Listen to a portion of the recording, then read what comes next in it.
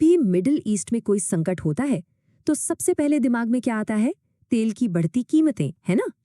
लेकिन इस बार तेल की कीमतों के पीछे एक ऐसा खतरा छिपा है जो सीधे हमारी खाद्य सुरक्षा यानी हमारे परिवार की थाली पर असर डाल सकता है। तो सवाल ये है कि तेल के अलावा वो कौन सी चीज है जो इस संकट को इतना इतना गंभीर बना देती है। ये कुछ ऐसा है जो हमारे खेतों और हमारी फूड सप्लाई से सीधे तौर पर जुड़ा हुआ है। ठीक है, तो इसको ऐसे समझते हैं, तेल और गैस के दाम ये तो बस वो हिस्सा है जो हमें ऊपर से दिख रहा है, लेकिन जो असली संकट है ना, वो पानी के नीचे छिपा हुआ है। और ये दुनिया भर में खाना पहुंचाने के सिस्टम को, खासकर फर्टिलाइजर यानी उर्वरक के बाजार को हिला रहा है। तो चलिए अब जरा इस छिपे हुए संकट की गहराई में उतरते हैं।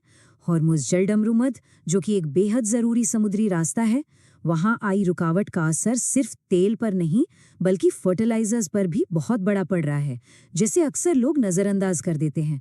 आइए देखते हैं कि ये अनदेखा संकट आखिर कितना बड़ा है। सोचकर देखिए, दुनिया की पूरी फर्टिलाइजर सप्लाई का लगभग 1/3 हिस्सा यानी 33% इसी रास्ते से होकर गुजरता है। इसका सीधा सा मतलब है कि दुनिया में फर्टिलाइजर की हर 3 में से 1 बोरी इसी रास्ते से आती है। तो जाहिर है इस रुकावट का मतलब है कि ये पूरी सप्लाई चेन अब खतरे में है, जिसका असर दुनिया भर के किसानों पर पड़ सकता है। और बात सिर्फ एक जगह की नहीं है। मुश्किल ये है कि दुनिया के कई बड़े फर्टिलाइजर सप्लायर्स एक ही वक्त पर मार्केट से बाहर हो गए हैं। ये फर्टिलाइजर मार्केट पर एक तरह की कह सकते हैं डबल मार है। चलिए देखते हैं कैसे। जरा देखिए ये सब कितनी तेजी से हुआ। पहले 19 मार्च को चीन ने अपना एक्सपोर्ट रोक दिया। बस कुछ ही दिन बाद 24 मार्च को रूस ने भी नाइट्रोजन फर्टिलाइजर का एक्सपोर्ट बंद कर दिया। और ठीक उसी वक्त अप्रैल में हॉर्मुज़ जलडमरू मध्य का जरूरी समुद्री रास्ता भी बंद हो गया। एक के बाद एक दुनिया के सबसे बड़े सप्लायर्स मार्केट से हट गए। इसे ही कहते हैं एक परफेक्ट स्टॉर्म जैसी सिचुएशन। अच्छा, अब आते हैं सबसे दिलचस्प हिस्से पर। हमारी रसोई की गैस और हमारे खेतों में उगने वाले अनाज के बीच क्या कोई कनेक्शन हो सकता है? सुनने में अजीब लगता है ना, पर एक बहुत गहरा और सीधा कनेक्शन है जिसके बारे में बहुत कम लोग जानते हैं, लेकिन ये हमारी फूड सिक्योरिटी के लिए बहुत जरूरी है। जैसे हमें अपनी हड्डियों के लिए कैल्शियम चाहिए जो दूध से मिलता है, ठीक वैसे ही पौधों को भी बढ़ने के लिए 3 मेन न्यूट्रिएंट्स चाहिए होते हैं। नाइट्रोजन जो पत्तों को हरा भरा रखता है, फास्फोरस जो जड़ों को मजबूत बनाता है, और पोटेशियम जो उन्हें बीमारियों से लड़ने की ताकत देता है। और ये सारे न्यूट्रिएंट्स उन्हें मिलते हैं यूरिया और डीएपी जैसे फर्टिलाइजर्स से। तो ये यूरिया बनता कैसे है? चलिए इसे एक सिंपल किचन रेसिपी की तरह समझते हैं। सबसे पहले आप लेते हैं नेचुरल गैस, उसमें से हाइड्रोजन को अलग करते हैं, फिर हवा से नाइट्रोजन लेकर उसे मिला देते हैं, जिससे अमोनिया बनता है, और आखिर में इसी अमोनिया से यूरिया तैयार हो जाता है। तो मतलब साफ है, बिना नेचुरल गैस के यूरिया नहीं बन सकता।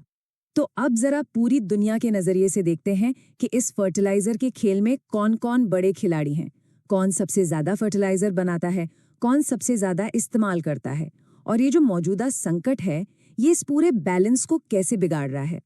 ये टेबल देखिए, बड़ी मजेदार बात सामने आती है। भारत यूरिया बनाने में दुनिया में नंबर 2 पर है, लेकिन हम उसे इस्तेमाल करने में भी नंबर 2 पर हैं।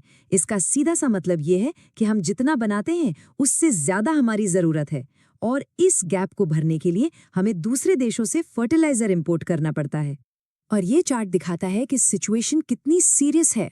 दुनिया के जो सबसे बड़े यूरिया एक्सपोर्टर्स हैं, रूस, कतर और सऊदी अरब, फिलहाल मार्केट से बाहर हैं। रूस ने एक्सपोर्ट रोक दिया है और खाड़ी देशों से आने वाले जहाज़ों का रास्ता बंद है। सोचिए जैसे आपके शहर की 3 सबसे बड़ी दुकानें एक साथ बंद हो जाएं। बस वही हाल ग्लोबल सप्लाई का हो गया है। एक बहुत बड़ी कमी आ गई है। तो इस सब का भारत पर क्या असर होगा? ये सवाल इसलिए और भी जरूरी हो जाता है क्योंकि हमारे किसानों के लिए सबसे जरूरी मौसम यानी खरीफ की बुआई का सीजन बस दरवाजे पर ही खड़ा है। ये आंकड़े भारत की निर्भरता को बिल्कुल साफ साफ दिखाते हैं। हम पोटैश के लिए तो 100% इंपोर्ट पर निर्भर हैं और डीएपी के लिए 60%। यूरिया में भी हमारी 13% निर्भरता है। इसका मतलब है कि जब भी दुनिया में फर्टिलाइजर की कीमतें बढ़ती हैं या सप्लाई में कमी आती है तो उसका सीधा झटका हमारे किसानों और हमारी फूड सिक्योरिटी पर पड़ता है।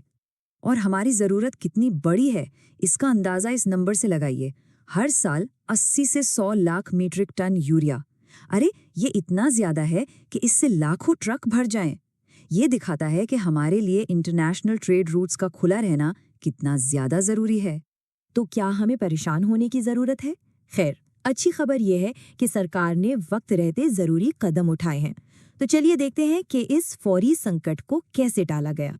ये भरोसा सीधे सरकार की तरफ से आया है। कृषि मंत्री ने आधिकारिक तौर पर कहा है कि खरीफ सीजन के लिए फर्टिलाइजर का पूरा स्टॉक पहले से ही सुरक्षित कर लिया गया है, इसलिए किसानों को चिंता करने की कोई जरूरत नहीं है। तो कुल मिला के बात ये है कि सरकार की तैयारी पहले से पूरी थी। खरीफ सीजन के लिए पूरा स्टॉक मौजूद है और दूसरे देशों के साथ सप्लाई के लिए डील भी पक्की हो चुकी है। और हाँ, सरकार ने लोगों से अपील की है कि घबरा कर खरीदारी न करें और जमाखोरी से बचें, ताकि बाजार में कीमतें स्थिर रहे और सबको जरूरत के हिसाब से फर्टिलाइजर मिले। तो ठीक है, आज के लिए तो स्थिति कंट्रोल में है और हमारी फूड सिक्योरिटी पक्की है। लेकिन इस पूरे एपिसोड से एक बहुत बड़ा सवाल खड़ा होता है, क्या हम भविष्य में ग्लोबल सप्लाई चेन के ऐसे झटकों के लिए तैयार हैं? और क्या हमें फर्टिलाइजर उत्पादन में आत्मनिर्भरता की और तेजी से बढ़ने की